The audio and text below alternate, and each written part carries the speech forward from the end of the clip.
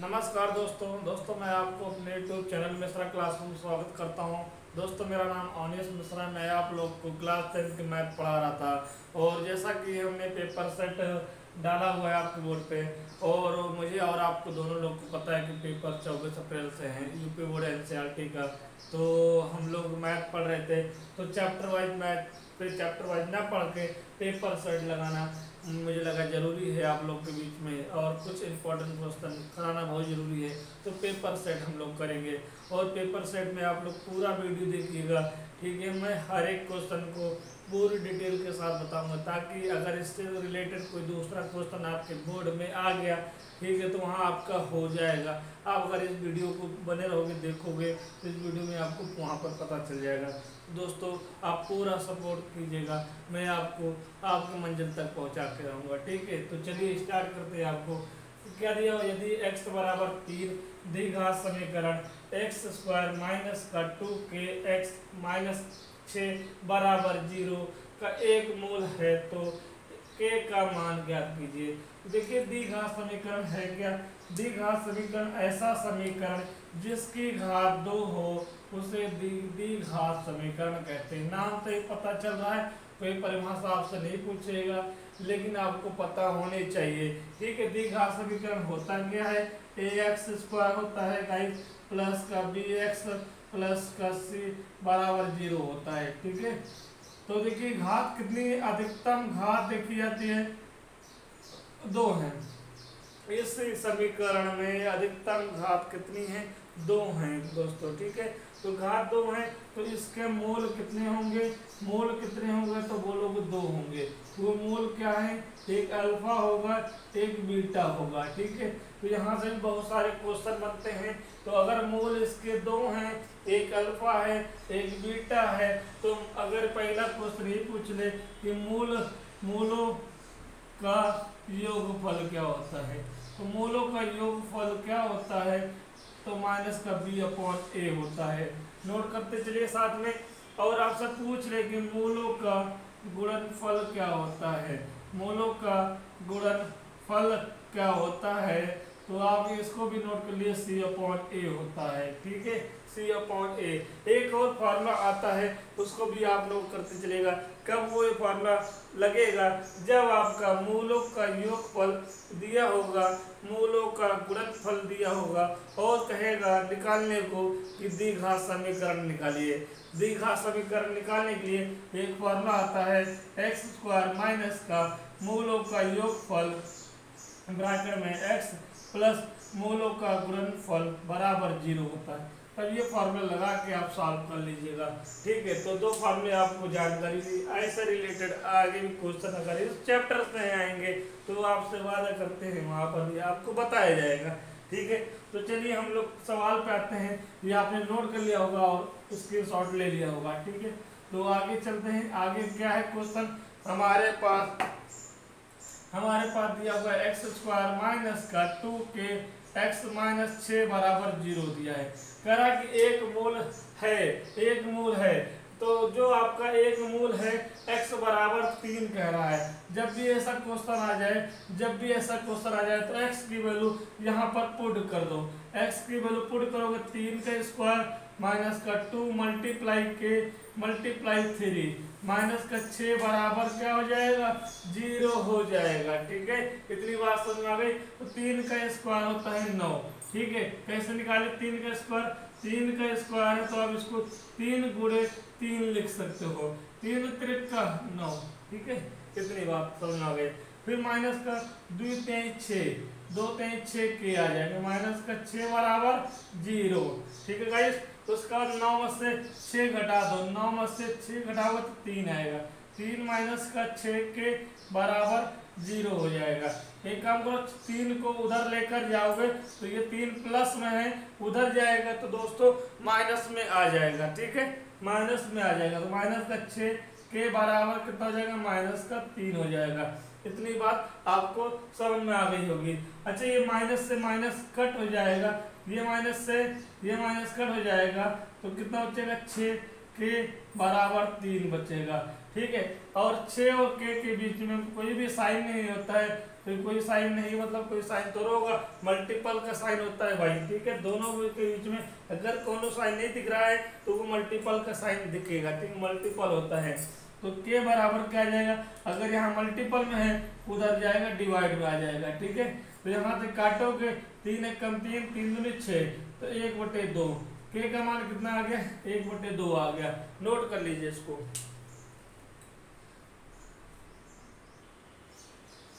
चलिए दोस्तों, आपके सामने मैंने दूसरा क्वेश्चन आप लोग के सेट के माध्यम से लेकर चलाया हो, और ये भी पेपर में 2018-19 में आया हुआ पेपर में है। तो दूसरा क्वेश्चन लिखा हुआ है, छोटी से छोटी अभाज्य संख्या और छोटी से छोटी भाज्य संख्या का मासा एचसीएफ ज्ञात करना है।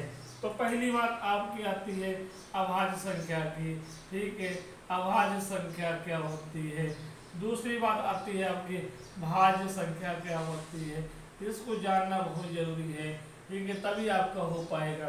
देखिए एक कोई यहाँ पर कहानी बताता हूँ आपको, ठीक है। कोई एक बंदा है, ठीक है, कोई एक लड़का है मान लेते जो पावरफुल है, क्या है, पावरफुल है, ठीक है, पावरफुल है, और बहुत सारे लड़के यहाँ पर इसको घेर लिए हैं, ठीक है। तो भाई सारे लड़के यहाँ पर जाएंगे इसको मारने के लिए, इसको मारने के लिए जाएंगे, ठीक है, लेकिन मार नहीं पाए, ठीक है, क्या वो मार नहीं पाए।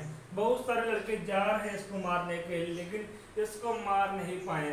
तो अगर इसको नहीं मार पाए हैं तो कौन मारेगा, ये वो सवाल होता है भाई, कोई ना कोई तो मारेगा। कोई देखिए हर एक लाइफ में क्या होता है, कोई ना कोई तो उसको हराएगा, ऐसा नहीं कि वो बहुत बड़ा राजा है भगवान है उसको, ठीक है, नहीं हरा पाएगा, कोई ना कोई तो हराएगा। तो ये देखा गया है कि जब ये सारे लड़के नहीं इसको मार पाए, नहीं हरा पाए, नहीं हो पाया कुछ, तो इस लड़के को अपने आप लड़का मार देगा, मतलब कि ये लड़का अपने आप को ही मार पाएगा। सपोर्टेड मैं इस कहानी के माध्यम से आपको ये समझाना चाहता हूँ कि प्राइम नंबर अभाज्य संख्या वो संख्या होती है जो अपने आप से कट जाए, जो अपने आप से कट जाए, दूसरा या तीसरा या चौथा नंबर उसको काट ना पाए, ठीक है। दूसरा तीसरा चौथा नंबर अगर नहीं काट पा रहा है तो किससे कटेगा, अपने आप से कट जाएगा, तो उस नंबर को हम प्राइम नंबर अभाज्य संख्या कहेंगे। इतनी बात समझ में आ गई। तो अभाज्य संख्या, ये स्टोरी तो आपको समझ में आ गई होगी, ठीक है। इस सारे बंदे इसको मारने गए, मार नहीं पाए, ये लड़का अपने आप को मारा, ठीक है, अपने आप ही डेथ कर लिया, आजकल बहुत चला हुआ है, ठीक है। तो ये अपने आप को डेथ मार दिया, ठीक है। एग्जाम्पल समझाया मैंने आपको। तो एक नंबर यहाँ पर हम बोलते हैं 2 होए, तो देखो 2 नंबर है, दुनिया के 3, 4, 5, 6, 7 नंबर, क्या इसको डिवाइड कर पाएंगे, ठीक है, नहीं कर पाएगा। अब आप लोग के मन में आ रहा होगा सर 1 की बात तो नहीं कर रहा हूँ, 1 डिवाइड कर देगा, भैया हो 1 सारे नंबर को डिवाइड कर देता है, 1 सारे नंबर को डिवाइड कर देता है, ठीक है, 1 की बात नहीं। एक वो ये नंबर क्या है, ये नंबर एक नंबर ऐसा है जो सिर्फ अपने नंबर से कट जाएगा, तो ये अपने नंबर से कट गया, काट दिया इसको, 2 को कोई और नंबर नहीं काट पाएगा। इसी प्रकार 3 है, 3 को भी क्या 3 अपने ही टेबल में आता है, क्या दूसरे के टेबल में कभी 3 देखा है, नहीं देखा है। अब आता है 5, 5 भी एक नंबर ऐसा है जो अपने टेबल से कटेगा, किसी दूसरे नंबर से नहीं कटेगा। तो सिंपल बात आपको समझाने का मतलब यही है कि प्राइम नंबर वो संख्या होती है जो अपने टेबल से कट जाए, वो प्राइम नंबर जो अपने टेबल के साथ साथ दूसरे टेबल से भी कट जाए तो वो क्या जाएगी, कंपोजिट नंबर हो जाएगी, ठीक है। जैसे मैं बात कर लूँ 2 आपका, 3 आपका, ठीक है, 4 नहीं होगा, 5 होगा, फिर 7 होगा, फिर क्या होगा 11 होगा, फिर 13 होगा, फिर 15, 16, 17, 17 होगा, फिर 19 होगा। ऐसे क्या होंगे, ये सारे नंबर देखो आपके सामने मैंने लिखा है, ये नंबर ऐसे नंबर है जो अपने टेबल से कट जाएंगे। अपने टेबल में आते हैं 19 है, 19 किसी के टेबल में आया है, 2 9 18 आया है, लेकिन 19 नहीं आया है। 3 के टेबल में 18 आया है लेकिन 19 नहीं आया है, मतलब कि ये सारे नंबर क्या है, अभाज्य नंबर है। अभाज्य आ का मतलब कि ऐसे नंबर जो अपने टेबल से कट जाएं, दूसरे टेबल से न कटे, उसे अभाज्य संख्या कहते हैं। इसकी बात कर लूं, भाज्य संख्या क्या होती है, तो चाहे आप ऐसे याद कर लो कि एक ऐसा नंबर जो अपने टेबल से कटने का साथ साथ दूसरे के टेबल से भी कट जाए। 4 ये 4 अपने टेबल से जा रहा है, 4 तो काट देगा, लेकिन ये क्या है, 2 से भी कट जा रहा है, कट जा रहा है, 2 दूनी 4, जैसे 6, ठीक है, अपने टेबल से कट रहा है, लेकिन ये 2 से भी कट रहा है, ये 3 से भी कट रहा है। तो ऐसी घटनाएं अभाज्य भाज्य संख्याएं में होती है, सॉरी अभाज्य नहीं, भाज्य संख्या में होती है। ऐसी घटनाएं भाज्य संख्या में होती है। और यहाँ पर मैं बोल दूं 7, ये 7 से कटेगा, किसी दूसरे नंबर से नहीं कट रहा है, ऐसी घटनाएं क्या होती है, अभाज्य संख्याएं होती हैं। तो ये समझ लीजिएगा, इतनी बातें आपको समझ में आ गई। आप लिखना चाहते हो तो ऐसी संख्याएं जो केवल अपने टेबल से कट जाए उससे अभाज्य संख्या कहते हैं। ऐसी संख्याएं जो अपने टेबल के साथ साथ अपने पहाड़े के साथ साथ दूसरे के पहाड़े से भी चला जाए उसे भाज्य संख्या कहते हैं। तो सबसे छोटा अभाज्य संख्या 2 होता है, सबसे छोटा अभाज्य संख्या क्या होता है, 2 होता है गाइस। और अगर आपसे पूछ रहे कि सबसे छोटा इवन नंबर मतलब सबसे छोटा अभाज्य संख्या होता है ये जो सम हो, तो आप यही आंसर दोगे, आपका 2 होगा, ठीक है। सबसे छोटा अभाज्य संख्या होती है जो विषम हो, तो आप क्या बोलोगे इस बार, विषम के लिए क्या बोलोगे, 3 बोलोगे, सम के लिए क्या बोलोगे, 2 बोलोगे, ठीक है। अब भाज्य संख्या में सबसे छोटा भाज्य संख्या क्या होगी, तो देखो भाई 4 होगी, 4 से ही स्टार्ट होगी, क्योंकि एक तो होता नहीं है, एक होता नहीं है, 2 और 3 यहाँ पे आ गए हैं, 2 और 3 यहाँ पे आ गए, तो 4 से शुरुआत होगा। या तो आप एक ट्रिक जान लो, भाज्य संख्याएं आपने पढ़ी है, आपको पता है, तो बोल दो कि सर दुनिया के जितने नंबर अभाज्य संख्या है, दुनिया के जितने नंबर अभाज्य संख्या है उसको छोड़ के भाज्य संख्याएं मिलती है, ठीक है। तो सबसे छोटा 4 होगा, यहाँ पे सबसे छोटा 2 होगा। तो इतना मैं बता दूं, आपने नोट कर लिया होगा, नोट कर लिया होगा। अब क्वेश्चन चलते हैं।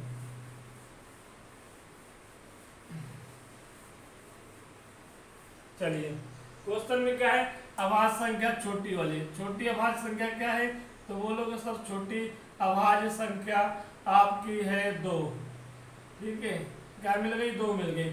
छोटी भाज्य संख्या क्या है आपके पास, बोलोगे सर 4 है। तो मासा ज्ञात करना है, हाईएस्ट कॉमन फैक्टर ज्ञात करना है, किसका, 2 और 4 का। तो 2 के फैक्टर करोगे तो 2 ही आएगा, 4 के जब फैक्टर करोगे 2 गुणे 2 आ जाएगा, ठीक है। इतनी बात समझ में आ गई आपको। तो हमें हाईएस्ट कॉमन फैक्टर चाहिए, हाईएस्ट कॉमन फैक्टर क्या है, सिर्फ 2 ही तो है, आंसर आ जाएगा 2।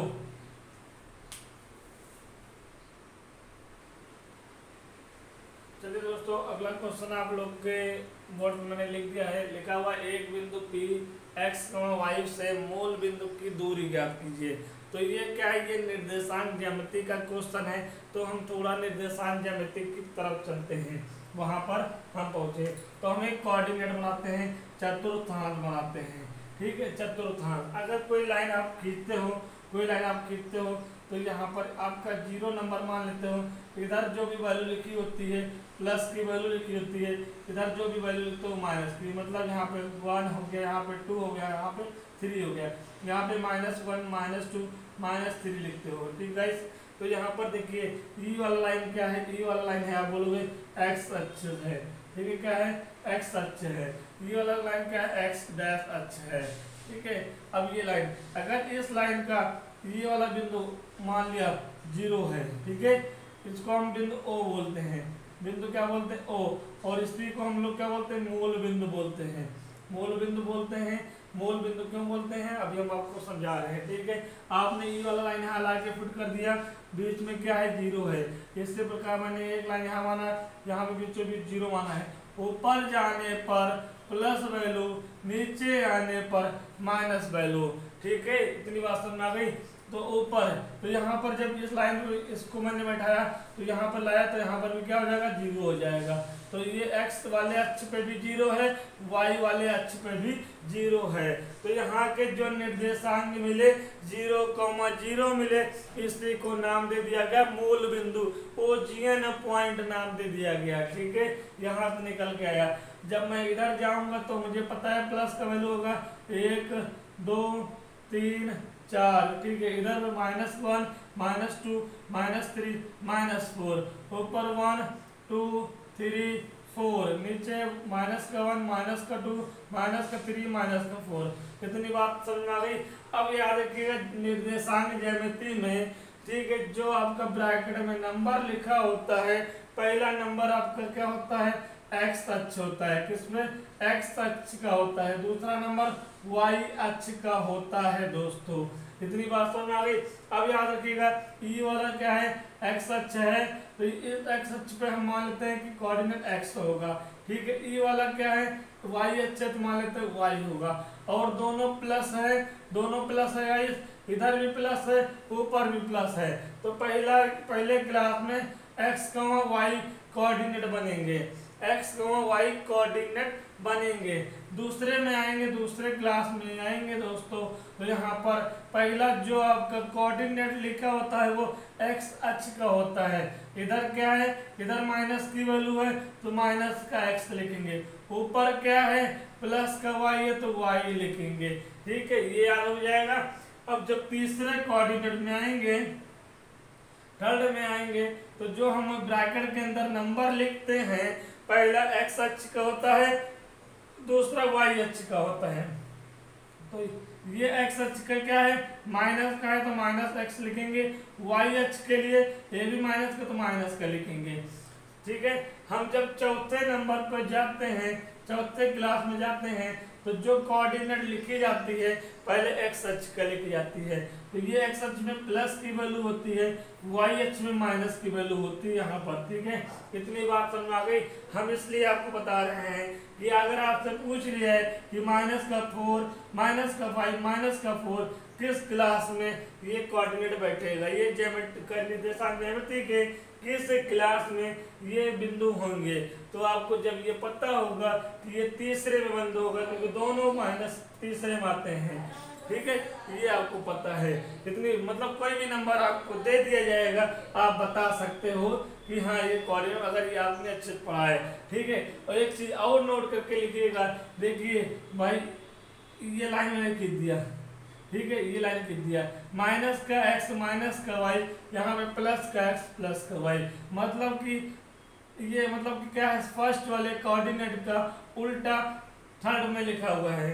उल्टा मतलब अगर जो वैल्यू प्लस के लिखी है वो वैल्यू माइनस के लिखी हुई है, तो फर्स्ट वाले कोऑर्डिनेट का उल्टा मान प्लस में मतलब माइनस में थर्ड में लिखा है। इसी प्रकार सेकंड वाले का जो उल्टा मान है, यहाँ लिखा है, देखो ये माइनस का एक्स है तो ये प्लस का एक्स है, ये प्लस का वाई है तो ये माइनस का वाई है। अगर कोई बोल दे कि माइनस का 2,3 का उल्टा साइन किस क्लास में, उल्टा साइन उल्टा निर्देशांक विपरीत निर्देशांक किस क्लास में जाएगा, तो आप उसके सामने वाले को बोल दोगे चौथी क्लास में होगा। तो इतनी बात आप नोट कर लीजिएगा, इम्पोर्टेंट था ये। ठीक है, 2 मिनट आप समय दीजिएगा, ये इम्पोर्टेंट चीज बता दिया है। अब हम लोग चलते हैं दूरी पे, डिस्टेंस पे। इसको मैंने मिटा दिया, आपने नोट कर लिया होगा, स्क्रीनशॉट ले लीजिएगा, आराम से पढ़ लीजिएगा इसको। ठीक है, अब देखिए भाई, अगर कोई एक लाइन, एक रेखाखंड ए और बी दिया हुआ है, ए और बी दिया हुआ है, ए के निर्देशांक x1 y1 होते हैं, बी के निर्देशांक x1 y2 होते हैं, ये मान लिया। ठीक है, तो अगर कोई पूछ ले कि ए बी की दूरी कितनी होगी, ए बी की दूरी कितनी होगी, तो दूरी बराबर फॉर्मूला यहाँ पर यूज करते हैं, √x2 माइनस का x1 का होल स्क्वायर प्लस का y2 माइनस का y1 का होल स्क्वायर। ठीक है गाइस, ये दूरी का फॉर्मूला होता है। ये कब होता है, जब दो बिंदु दिए हों, दो निर्देशांक आपके पास दिए हों, तो उनके बीच की दूरी का फॉर्मूला ये होता है। ठीक है, और एक चीज हम बता दें, जब मूल बिंदु जब मूल बिंदु से कोई दूरी निकालना हो, कोई दूरी, मूल बिंदु क्या होता है 0,0 होता है। ठीक है, अगर मान लेते एक पॉइंट यहाँ पर है जो x, y है। ठीक है, तो ये x1 होता है, ये y1 होता है, ये x2 होता है, ये y2 होता है। ठीक है, इतना बात। तो डिस्टेंस बराबर फार्मूला क्या होता है अंडर रूट सॉरी x2 कितना है, x है माइनस का 0 का होल स्क्वायर, इसी प्रकार y माइनस 0 का होल स्क्वायर। तो यहाँ पे क्या आ जाता है एक्स स्क्वायर प्लस का वाई स्क्वायर, दूरी का फार्मूला आ जाता है। तो जब याद रखिएगा, जब कोई बिंदु मूल बिंदु से दूरी पूछे तो डायरेक्ट आप यही फार्मूला लिख दोगे, b बराबर under root x square plus Y square. यहाँ पे जाने की जरूरत नहीं है जब मूल बिंदु से पूछेगा। अगर बोल रहे कि मूल बिंदु से बिंदु ए 2,5 की दूरी बताइए, तो याद रखना 2 का स्क्वायर कर दो, 5 का स्क्वायर कर दो, आपका दूरी का आ जाएगा, दूरी का मान आ जाएगा। तो क्या पूछ रहा है, एक बिंदु P है। ठीक है, P के कोऑर्डिनेट कितने x का y है, मूल बिंदु मान लिया O है, तो इसको मिलाओगे, मूल बिंदु के निर्देशांक क्या होते हैं 0,0 होता है। तो क्या फार्मूला बन जाएगा, बोलोगे डिस्टेंस बराबर under root x square plus Y square, answer आ गया। ठीक है, उतार लीजिए इसको।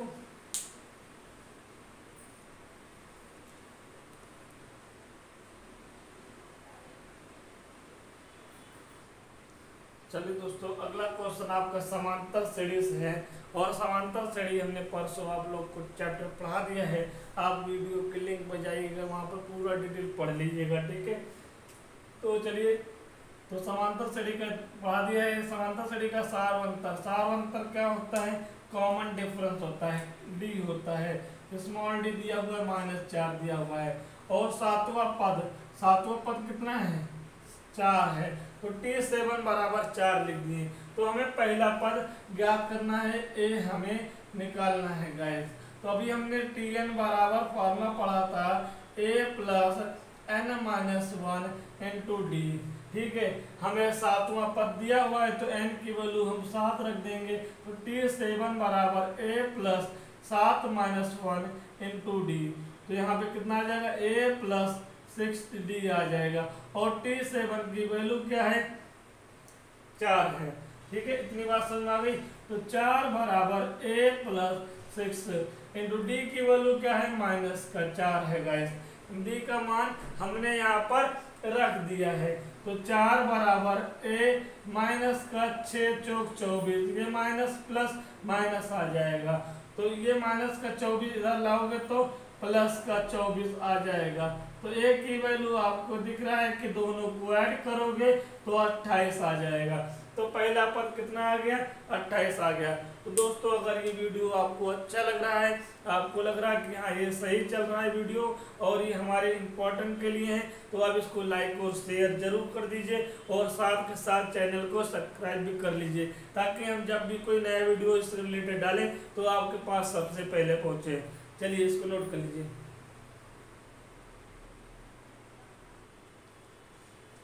चलिए दोस्तों, ये वाला सवाल देखते हैं, आपके बोर्ड पे लिखा है, 5वां सवाल है। ठीक है, पढ़ते हैं एक बार इसको, फिर करते हैं आराम से। लिखा हुआ है आपके सामने, यदि दिया है त्रिभुज ABC सर्वांसम है त्रिभुज PQR के। ठीक है, तो AB रेशियो PB, मतलब दिया आपके पास है दो त्रिभुज है, क्या है त्रिभुज, ये ABC है और ये क्या है PQR है। ठीक है, ये P है, ये Q है, ये R है। तो ये क्या हो जाएगा, A है, ये B है और ये C है। और ये दोनों त्रिभुज क्या है सर्वांसम है। ठीक है, त्रिभुज ABC त्रिभुज PBC, ठीक है, सॉरी PQR। ठीक है, दोनों क्या है सर्वांसम है। और यहाँ पे दिया हुआ है AB अपॉन PQ बराबर 1/3। क्या दिया हुआ है, AB अपॉन पी क्यू बराबर 1/3। कॉपी पेन में नोट कर लीजिएगा। जब दोनों त्रिभुज सर्वांसम हो और उनका रेशियो दिया हो तो उनका क्षेत्रफल का रेशियो उनके साइड के रेशियो का वर्ग के बराबर होता है। नोट कर लीजिए। मतलब अगर क्षेत्रफल का रेशियो पूछा जाए, क्षेत्रफल 1 क्षेत्रफल 2 का रेशियो पूछा जाए तो उनकी साइड के रेशियो के स्क्वायर के बराबर होता है। ये नोट कर लीजिए, ठीक है। अगर कोई पूछ ले कि अगर उनके साइड के स्क्वायर करे, साइड का रेशियो पूछ ले तो उनके क्षेत्रफल के अंडर रूट के बराबर होता है, अंडर रूट के बराबर होता है। ये दोनों फॉर्मूले नोट कर लीजिए। एक एक दो दो नंबर पूछ लेते हैं, बहुत सरल है, डिटेल में हमने चैप्टर में पढ़ा है और हम पढ़ेंगे आगे चल के, ठीक है। तो यहाँ पर आपका साइड का रेशियो दिया हुआ है, एरिया का रेशियो पूछ रहा है, क्षेत्रफल का रेशियो पूछ रहा है। तो भाई देखो यहाँ पर फॉर्मूला कौन सा लगेगा, ये लगेगा। तो हम बोल देंगे कि A1/A2 बराबर साइड क्या है, AB अपॉन PQ का होल स्क्वायर। ये फॉर्मूला लगा दो। मतलब साइड का रेशियो दिया है, एरिया का क्षेत्रफल का रेशियो पूछेगा तो साइड का स्क्वायर कर देंगे। अगर हमसे एरिया का दे दे, साइड का पूछे तो अंडर रूट कर देंगे, ठीक है। याद रखिएगा। यहाँ पर कितना आ जाएगा, 1/3 का होल स्क्वायर आ जाएगा, ठीक है। तो 1/9 आपका एरिया का रेशियो आएगा। तो आपका आंसर कितना आएगा, 1/9। अगर इसलिए थोड़ा हम चेंज कर दें आपसे और यहाँ पे लिख दूं मैं कि A1/A2 बराबर 16/25 है। 16 रेशियो 25 है। तो त्रिभुज का क्षेत्रफल, त्रिभुज की भुजा का अनुपात ज्ञात करिए। तो भुजा का अनुपात ज्ञात करने के लिए हम लिखेंगे S1/S2 बराबर S1 S2 क्या है, S1 पहली त्रिभुज की भुजा है और S2 क्या है, दूसरी त्रिभुज की भुजा है। तो बराबर होता है अंडर रूट A1/A2। तो यहाँ पर A1 कितना है, बोलोगे 16 है, A2 कितना है, 25 है। तो ये 16 4 का होता है, 25 5 का होता है। देखिए S1/S2 कितना आ गया, 4/5 आ गया। तो इसको नोट कर लीजिए। मैंने दोनों तरह से आपको बता दिया है। ऐसे क्वेश्चन चाहे आप ऐसे पूछ ली जाए, चाहे आप ऐसे पूछ ली जाए, आप दोनों नोट कर लीजिए। दोनों आने की संभावना है और आते हैं और आ भी सकता है, ठीक है। नोट कर लीजिए इसको।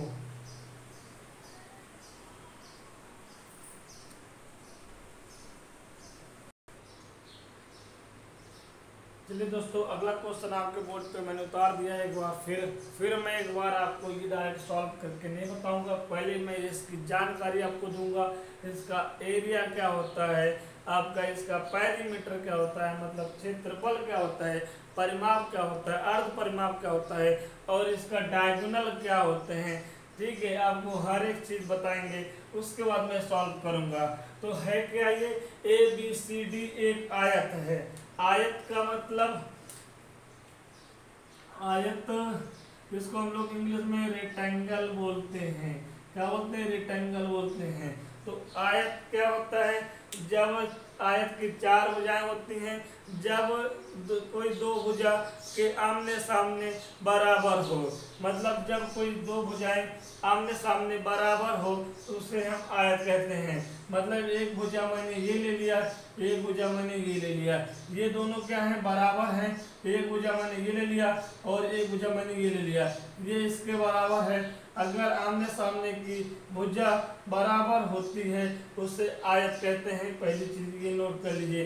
प्रॉपर्टीज बताऊंगा, ABCD मतलब हम कह सकते हैं कि AB बराबर CD, AB ये और ये बराबर है। इसी प्रकार AD बराबर CD, ठीक है, ये बात सही है। AB बराबर CD और AD बराबर BC, ठीक है। इसको चाहे BC लिख दो, कोई दिक्कत नहीं है। ये इतनी पहली बात समझ आ गई। दो भुजाएं आमने सामने अगर बराबर हैं तो वो आयत कहलाएगी, ठीक है, यहाँ तक। और प्रत्येक कोण प्रत्येक कोण क्या है 90 डिग्री है। आयत की प्रत्येक कोण 90 डिग्री होता है। ये 90 डिग्री है, ये 90 डिग्री है, ये 90 डिग्री है, ये 90 डिग्री है। प्रत्येक कोण क्या होते हैं 90 डिग्री के होते हैं। इतनी बात क्लियर हो गई, इतनी बात क्लियर हो गई। तो यहाँ से आप समझ लीजिएगा अगर 90 डिग्री है बराबर है तो ये आयत है आपका। यहाँ से अगर इस आयत की लंबाई को हमने L मान लिया और इस आयत की लंबाई चौड़ाई को हमने B मान लिया, ठीक है, सॉरी ठीक है, L और B मान लिया। अब अगर ये L है तो ये भी L होगा, हाँ है ना, मार्कर चेंज कर देता हूँ, ये L होगा, ठीक है। आमने सामने की भुजा क्या अपने बराबर है। अगर ये B है तो ये भी B होगा। अब यहाँ पे आता है पेरीमीटर, क्या आता है पेरीमीटर मतलब परिमाप आता है। परिमाप को हम लोग इंग्लिश में पेरीमीटर कहते हैं। परिमाप का मतलब ये होता है सम ऑफ ऑल साइड, भुजा का योग। परिमाप का मतलब ये होता है कि भुजा का योग, ठीक है, भुजा का योग। ये फॉर्मूला लगा दीजिए तो यहाँ से कितना निकलेगा। अगर मैं देखा हूँ L पे गया, यहाँ तक गया, फिर नीचे आया B मिला, फिर उसके बाद इधर को नापे तो L मिला, फिर ऊपर को नापे क्या मिला B मिल गया। तो आपको देखो यहाँ पे L और L कितने बार है 2L हो जाएगा, 2 बार है। B और B कितनी बार है 2B हो जाएगा। तो यहाँ से 2 कॉमन लोगे तो L प्लस B आ जाएगा। तो यहाँ से आयत का परिमाप का फॉर्मूला क्या है, आयत का परिमाप का फॉर्मूला क्या है भाई, तो 2L प्लस B है। क्या है 2L प्लस B है। इतनी बात समझ में आ गई, इतनी बात समझ में आ गई, ये बात नोट कर लो। अब उसके बाद आगे देखते हैं। अगर आयत का परिमाप क्या है, आयत के परिमाप को हम लोग P ले लें। आयत के परिमाप पेरीमीटर P बराबर क्या होता है 2L प्लस B होता है, ठीक है गाइस। तो यहाँ से एक फॉर्मूला और निकल जाएगा P/2 बराबर L प्लस B। तो यहाँ से P/2 माइनस का L बराबर B। तो यहाँ से अगर कोई बोल दे कि आपके पास आयत की लंबाई है, आयत का परिमाप है, तो अगर कोई बोल दे कि आयत की चौड़ाई ज्ञात करो, तो आयत की चौड़ाई ज्ञात करने के लिए क्या करोगे, B बराबर फॉर्मूला लगा दोगे परिमाप बटे 2 माइनस का L, ठीक है। ये आयत की चौड़ाई का फॉर्मूला है। अगर मैं इस वाले क्वेश्चन में मैं B को इधर भेज दूं तो P/2 माइनस का B बराबर क्या हो जाएगा, यहाँ पर माइनस का B बराबर L हो जाएगा। तो आयत की लंबाई का फॉर्मूला क्या आ जाएगा P/2 माइनस का B। कठिन कुछ नहीं है। अगर लंबाई पूछे तो परिमाप को डिवाइड कर दो 2 से और उसकी वृत्त से माइनस कर दो। अगर ठीक है वृत्त पूछे तो, ठीक है, लंबाई पूछे तो। अब वृत्त पूछे तो क्या करोगे, परिमाप को 2 से डिवाइड करके लंबाई से माइनस कर दो, ठीक है। इतनी बात समझ में आ गई, इतनी बात समझ में आ गई है। और आपसे पूछ ले कि आयत का अर्ध परिमाप क्या होता है, आयत का अर्ध परिमाप क्या होता है। गाइस हर एक चीज लिखोगे तब काम आने वाली चीज है, ठीक है। आयत का अर्ध परिमाप क्या होता है, तो आपने अभी निकाला है 2L प्लस B, ये क्या है परिमाप है बटे 2, ठीक है, हाफ कर दो। तो यहाँ से 2 और 2 कट जाएगा, L प्लस B आ जाएगा। ये क्या है आयत का अर्ध परिमाप कितना आ गया, L प्लस B आ गया। कितना आ गया, L प्लस B आ गया। इतनी बात नोट कर लीजिए पहले।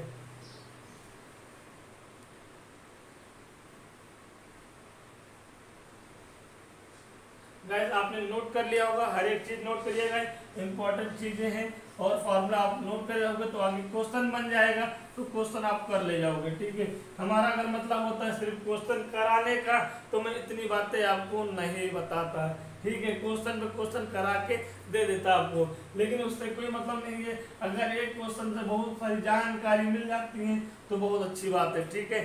तो आपको यहाँ पर वही दिया जा रहा है। यहाँ तक बात समझ में आ गई है, यहाँ तक बात समझ में आ गई है, ठीक है। अब परिमाप हो गया, अर्ध परिमाप हो गया, लंबाई निकालनी, चौड़ाई निकालनी। अब क्षेत्रफल आता है, ठीक है। क्षेत्रफल क्या होगा आयत बोलोगे L इंटू B होगा, लंबाई गुणे चौड़ाई होगी, ठीक है, लंबाई गुणे चौड़ाई हो जाएगी। अब अगर मैं यहाँ से बोल दूं कि D से B को मिला दूं, क्या कर दूं, D से B को मिला दूं, तो ये क्या हो जाएगा, विकर्ण हो जाएगा। इसको ही विकर्ण कहते हैं। तो आयत के कितने विकर्ण होते हैं, आयत के 2 विकर्ण होते हैं। एक विकर्ण होता है DB होता है, एक विकर्ण होता है AC, ठीक है। ये 2 विकर्ण होते हैं, आयत के 2 विकर्ण होते हैं। अगर विकर्ण पूछ ली जाए, विकर्ण पूछ ली जाए कि आपका विकर्ण का फॉर्मूला क्या होता है, कैसे निकालेंगे, तो याद रखिएगा एक चीज हम बता दें आपको। अगर कोई ट्रायंगल है ऐसा और 90 डिग्री बन रहा है, कितने डिग्री, 90 डिग्री, तो 90 के सामने वाले को हाइपोटेन्यूज मतलब कर्ण कहते हैं, ठीक है। और 90 और यहाँ पे अगर कोई थीटा हो तो इनको मिलाने वाली लाइन को हम आधार बोलते हैं, ठीक है। तीसरी को हम लोग क्या बोलते हैं, आपको लंब बोल देते हैं, ठीक है। ये हाइपोटेन्यूज है, ये बेस है, ये परपेंडिकुलर है। अगर मैं त्रिभुज की बात करूं, इस वाले त्रिभुज की ये जो हमने ये बनाया है आपको, यहाँ पे 90 डिग्री बन रहा है, तो यहाँ अगर विकर्ण की बात करूं, विकर्ण का स्क्वायर पाइथागोरस का स्क्वायर लगा दो, विकर्ण का स्क्वायर बराबर होता है, ठीक है, बी का स्क्वायर प्लस का एल स्क्वायर, ठीक है। तो विकर्ण बराबर क्या आएगा, यहाँ से विकर्ण बराबर आ जाएगा under root l square plus का बी स्क्वायर। मतलब अगर उनकी साइड की, उनकी भुजा का स्क्वायर करके उसका अंडर रूट निकाल लें तो वो हमेशा विकर्ण के बराबर होगा, ठीक है। बात समझ में आ गई।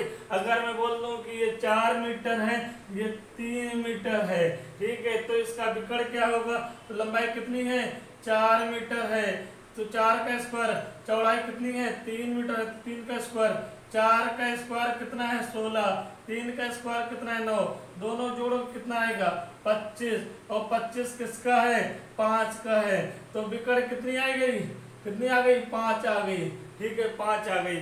तो ये हो गई विकर्ण का फॉर्मूला, ठीक है। विकर्ण का फॉर्मूला समझ में आ गया आपको, कितनी बात समझ में आ गई। अब हम क्वेश्चन पे चलते हैं, अब हम क्वेश्चन पे चलते हैं। आपके कितनी बात आप नोट कर लिया होगा, आपको समझ में आ गया होगा, तो आप इस चैनल को लाइक और सब्सक्राइब कर दीजिएगा, साथ साथ इस वीडियो को शेयर कर दीजिए ताकि मैक्सिमम बच्चे जुड़े और तैयारी करें हमारे साथ, ठीक है। हम हर एक चीज को जितनी बार आएगा उतनी बार आपके बीच में शेयर करेंगे। अब हमने प्रॉपर्टीज पढ़ी है, आयत के आमने सामने की भुजा बराबर होती है, तो ये भुजा बराबर हो जाएगी।